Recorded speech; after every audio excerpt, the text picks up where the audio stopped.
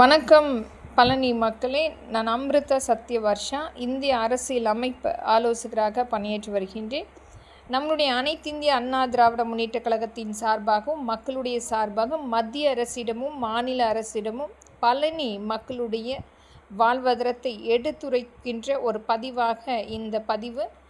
அங்கு ஒரு 50,000 குடும்பத்துக்கு மேற்பட்ட வியாபாரிகளை விரட்டியடித்து ஒரு 450 வீடுகளை இடித்து முழுமையாக ஒரு ஆடம்பரமான ஒரு பணக்கார வர்க்க சூழ்நிலை மட்டுமே அந்த கோவிலை சார்ந்து நடந்திருக்கிறது.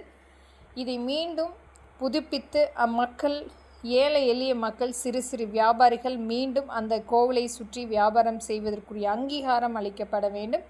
இடிக்கப்பட்ட வீடுகளை புதுப்பித்து கொடுப்பதற்குரிய அங்கீகாரம் வழங்க வேண்டும்.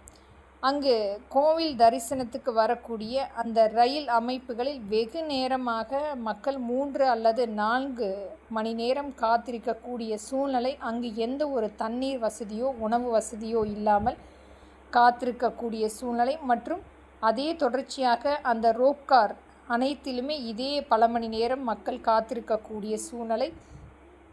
மேலே உள்ள ஒரு உணவகம் 5 தலைமுறையாக இயங்கி வந்த அனைத்துமே மூடப்பட்டு ஒரு கோவிலை முழுமையாக ஒரு பணக்கார வர்க்கமாக மாற்றியுள்ள திராவிட முன்னேற்ற கழகம் மக்களை கோவிலுக்குள் வரக்கூடாது என்பதற்காகவே ஒரு வன்மையாக கடுமையாக அங்கு 5 வருடங்கள் மக்களை அச்சுறுத்தக்கூடிய சூழ்நிலைகள் ஏற்பட்டிருக்கிறது.